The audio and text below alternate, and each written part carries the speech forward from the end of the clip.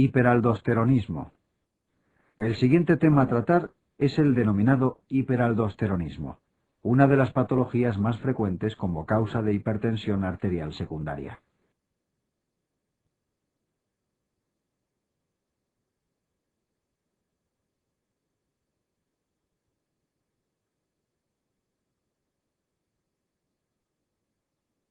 Regulación de la aldosterona. Como siempre, antes de iniciar la patología asociada a la aldosterona, es preciso conocer detalladamente su regulación. En esta figura viene representada la fisiología del sistema renina-angiotensina-aldosterona.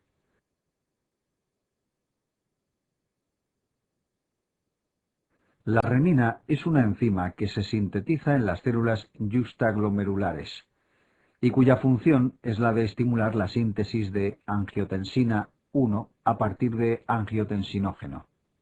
Sobre su secreción actúan una serie de factores que estimulan su liberación. Estos son la disminución de la presión de perfusión renal, que es el estímulo más potente, la disminución del cloro en el túbulo distal y el sistema nervioso simpático. Otros, como el potasio, el péptido auricular natriurético y el aumento del cloro en el túbulo distal, inhiben su secreción.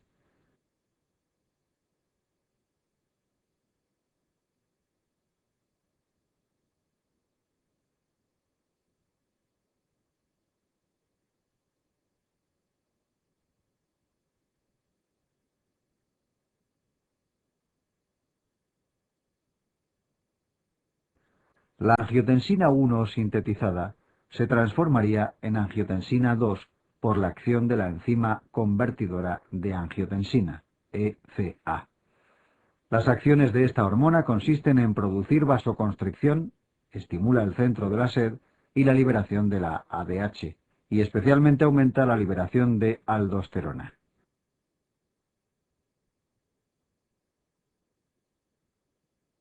Por último, la aldosterona se encarga de regular el volumen y controlar el metabolismo del potasio.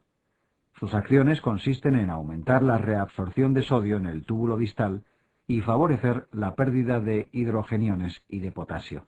Su secreción se encuentra estimulada por el sistema renina-angiotensina, que es el más importante, por el potasio y por la ACTH.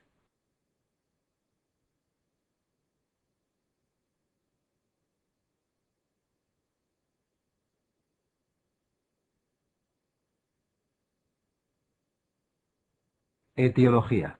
Existen distintas formas de hipermineralcortisolismos. En primer lugar encontramos los cuadros que cursan con hiperaldosteronismo primario. En estos cuadros existe un aumento en la secreción de aldosterona independiente de la renina. Analíticamente se observará una elevación de la aldosterona con una renina suprimida. La causa más frecuente de hiperaldosteronismo primario es la existencia de un adenoma suprarrenal, también conocido como síndrome de Cohn. Otras causas son la hiperplasia suprarrenal micro o macronodular, que puede ser uni o bilateral, y una forma muy infrecuente que es el hiperaldosteronismo remediable con glucocorticoides.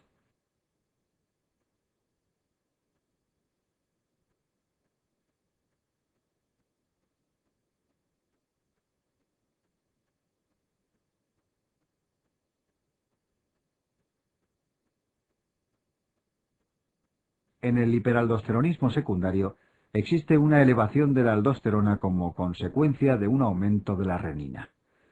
Cualquier causa que estimule, por tanto, la secreción de renina puede dar origen a este cuadro.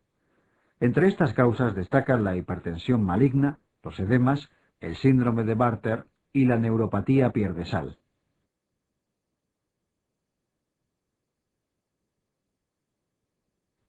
Por último, señalar que existen otras formas de hiperaldosteronismo, también denominados pseudohiperaldosteronismos. En estos cuadros, la clínica y las alteraciones analíticas asemejan un hiperaldosteronismo primario, pero tanto la renina como la aldosterona se encuentran disminuidas.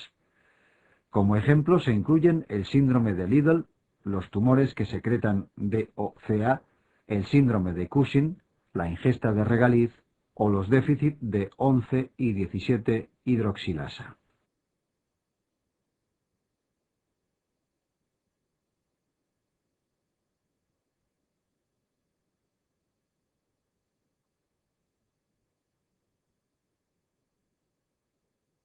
Como se ha comentado con anterioridad, el hiperaldosteronismo remediable con glucocorticoides o síndrome de Sutherland es una forma muy infrecuente de hiperaldosteronismo que debe ser descartado principalmente en niños hipertensos.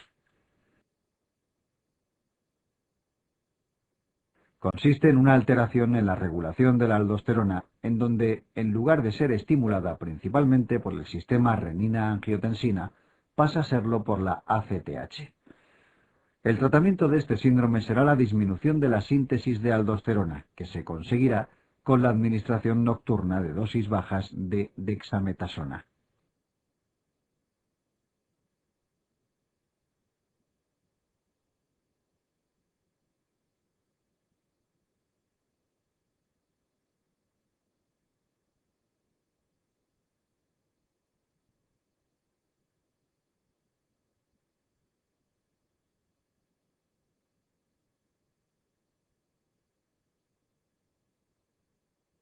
Clínica. Dado que la función principal de la aldosterona consiste en el aumento de la reabsorción de sodio y agua en el túbulo colector, la manifestación clínica más frecuente será la hipertensión arterial. Además, debido a la pérdida de potasio e hidrogeniones por el riñón, se apreciará la existencia de hipopotasemia y su clínica asociada como la debilidad muscular, las parestesias y la poliuria por alteración en la concentración renal, así como la existencia en la analítica de hipernatremia o sodio en el límite alto de la normalidad y alcalosis metabólica.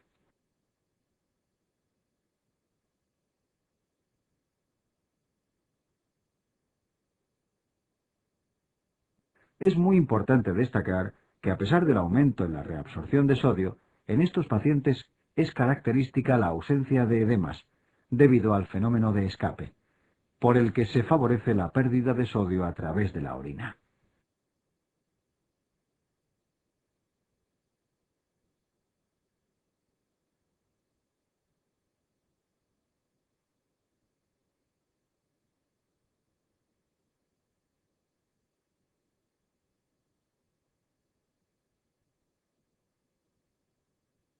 Indicaciones de screening de hiperaldosteronismo.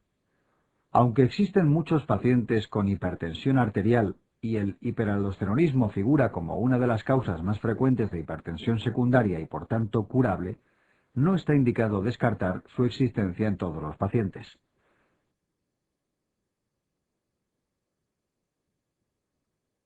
La realización de un test de despistaje está indicada en pacientes con HTA e hipopotasemia severa en tratamiento diurético, pacientes con HTA e hipopotasemia sin tratamiento hipertensivo, en los incidentalomas suprarrenales, en las hipertensiones refractarias a los tratamientos convencionales y en los niños y jóvenes con hipertensión arterial.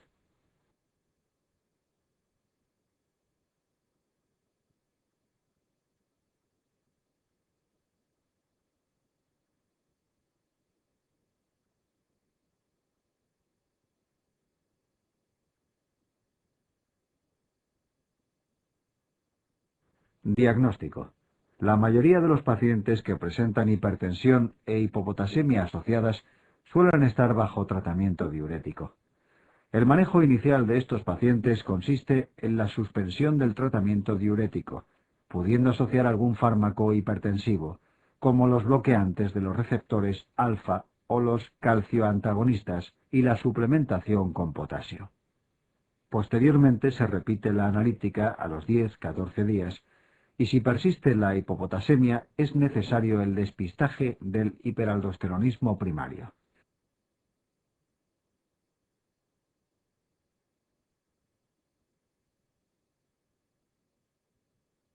Para ello se solicita el cociente aldosterona actividad de renina plasmática. Se considera patológico un cociente superior a 25-30, siendo diagnóstico de hiperaldosteronismo primario si es superior a 50. En caso de que el cociente sea normal, se deberá realizar una prueba diagnóstica, siendo de elección la administración de suero salino. Con esta prueba, en los pacientes que presentan un hiperaldosteronismo primario, se observa la ausencia de supresión de la aldosterona tras la administración del suero salino, debido a la secreción autónoma de aldosterona por la suprarrenal que presentan estos pacientes.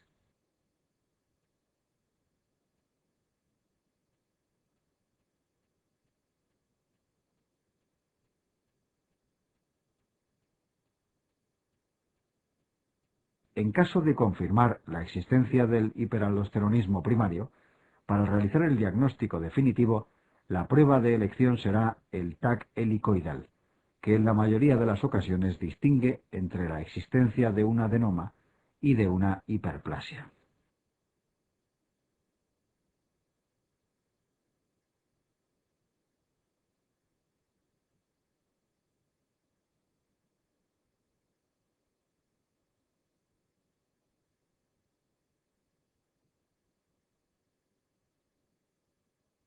Tratamiento.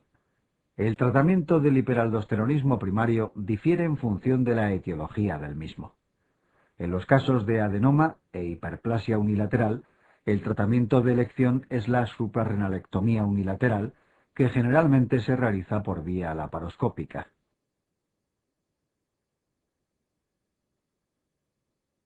Sin embargo, cuando el origen del hiperaldosteronismo es una hiperplasia bilateral, el tratamiento de elección es la administración de un antagonista de la aldosterona, que es la espironolactona. También en este caso se pueden administrar fármacos ahorradores de potasio como el triamtirene y la amilorida.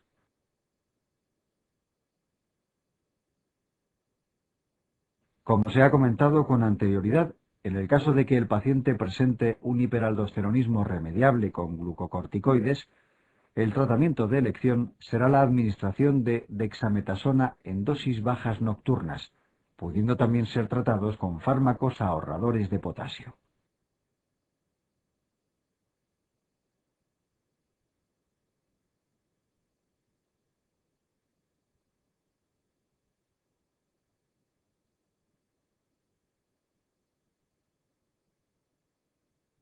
Hiperandrogenismo. Etiología. Otra patología relacionada con la suprarrenal es el hiperandrogenismo. La suprarrenal puede dar lugar a la presencia de esta patología por la existencia de un adenoma, una hiperplasia o un carcinoma productor de andrógenos. Existe una entidad poco frecuente que es la denominada hiperplasia suprarrenal congénita. En esta se produce un defecto en la síntesis de los esteroides, causada por una alteración en algunas de las enzimas involucradas en la esteroidogénesis. En aproximadamente el 95% de los casos, el defecto reside en la enzima 21 hidroxilasa. Por último, señalar que no siempre el exceso de andrógeno se produce por la existencia de una patología suprarrenal. De hecho, una de las causas más frecuentes de estos cuadros se origina en el ovario, y es el denominado síndrome del ovario poliquístico o incluso los tumores ováricos.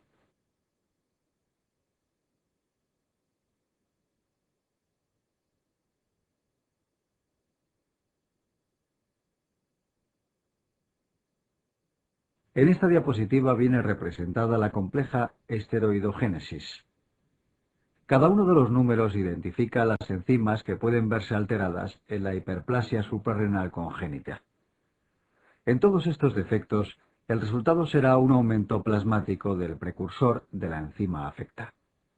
De esta manera, en el déficit más frecuente, que es el de la 21 hidroxilasa, el diagnóstico se realizará demostrando un aumento de los niveles plasmáticos de 17 hidroxiprogesterona.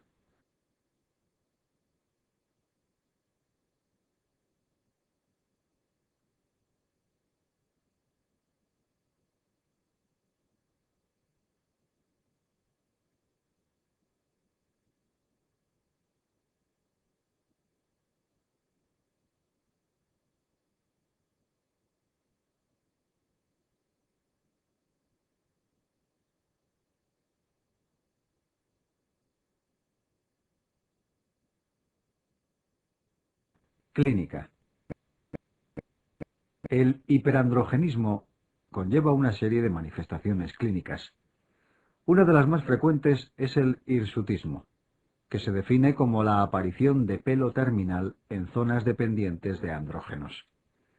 El grado de hirsutismo se cuantifica mediante la escala de Ferriman-Gallwey, que valora 9 áreas corporales, considerándose patológica una puntuación superior a 7.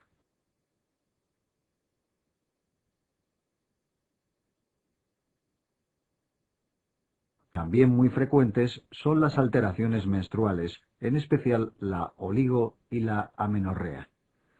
Sin embargo, la virilización, que se define por la aparición de signos de masculinización y desfeminización, como la clitoromegalia, alopecia y la atrofia mamaria, no suelen aparecer en las causas más frecuentes de hiperandrogenismo y, en caso de existir, nos deben hacer sospechar la existencia de un tumor.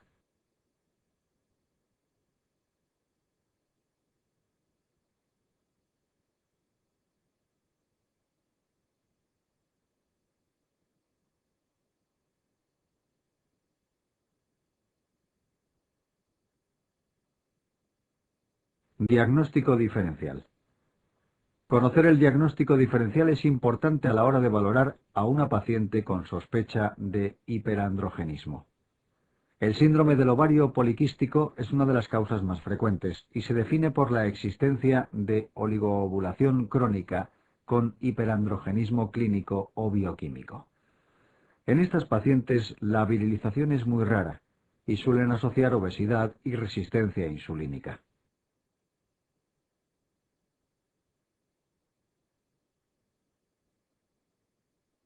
La hiperplasia suprarrenal por déficit de 21-hidroxilasa de aparición tardía cursa con un cuadro clínico muy parecido al del síndrome del ovario poliquístico, presentando las mismas manifestaciones clínicas que comienzan a hacerse evidentes ya desde la menarquía y la adolescencia.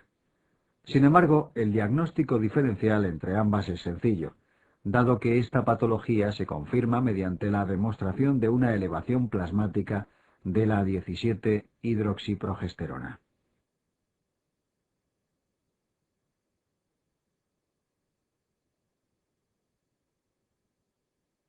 Otro cuadro también frecuente es el denominado hirsutismo idiomático.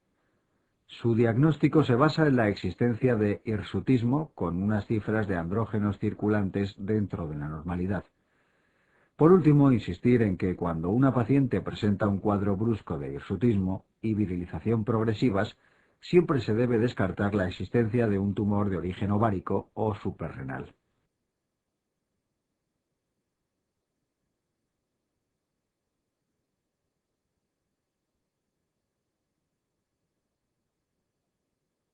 Feocromocitoma.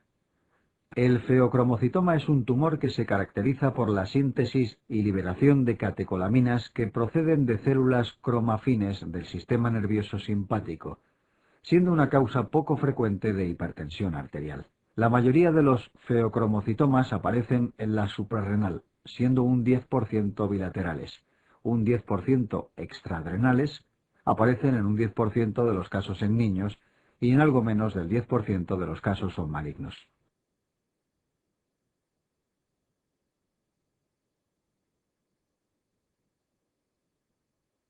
La manifestación clínica más frecuente es la hipertensión arterial. Esta se puede presentar como HTA mantenida, como crisis hipertensiva solamente o como ambas a la vez. No en todos los pacientes con crisis hipertensivas se debe sospechar la existencia de un feocromocitoma. Sí que resulta muy sugerente de feocromocitoma la aparición de crisis hipertensiva con la tríada taquicardia, sudoración y palidez.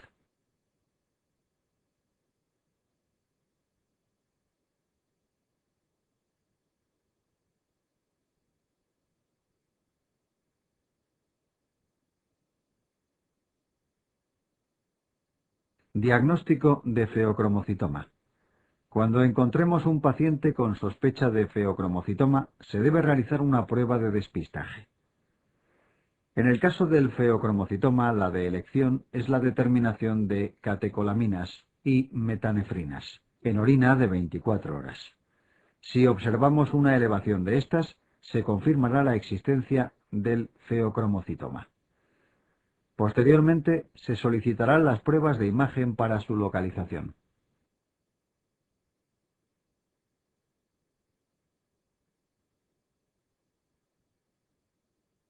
Para el feocromocitoma se puede solicitar un TAC helicoidal, pero sin contraste, dado que puede desencadenar una crisis hipertensiva o una resonancia magnética, dado que estos tumores presentan una imagen hiperintensa característica en la secuencia T2. Existe una prueba gammagráfica que es la metayodobencilguanidina, que es de especial utilidad en la localización de estos tumores, sobre todo cuando son extraadrenales o para visualizar las metástasis.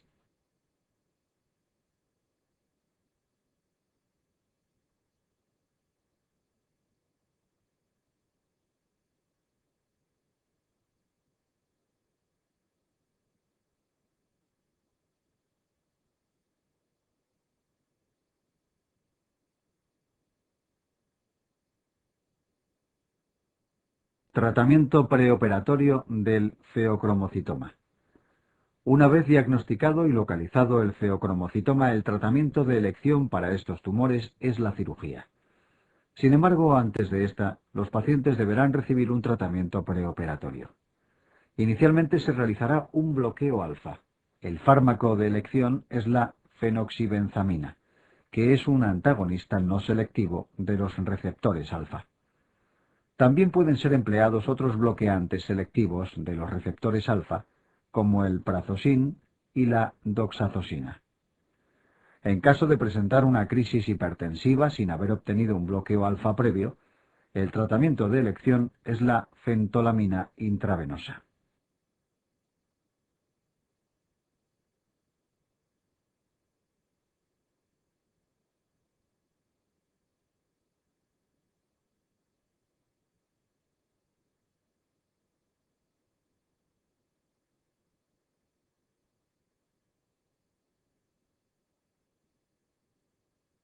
Posterior al bloqueo alfa, en aquellos pacientes que desarrollan taquicardia como efecto secundario, se instaurará tratamiento con un beta bloqueante. Por último, y previo a la cirugía, se debe administrar al paciente suero salino y una dieta con sal.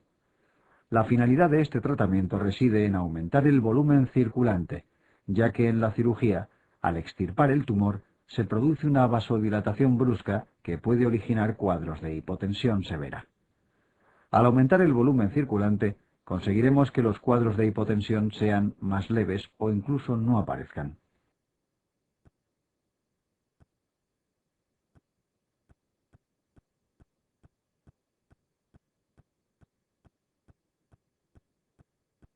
Incidentaloma suprarrenal. El incidentaloma suprarrenal es el último tema perteneciente a la patología de la suprarrenal. Se define como la aparición de forma casual de una masa en la suprarrenal, tras realizar una técnica de imagen por cualquier motivo. Esta patología es muy frecuente en la población general y se piensa que pueden llegar a estar presentes hasta en el 10% de la población. Es importante señalar que hasta en el 90% de los casos se trata de adenomas no secretores.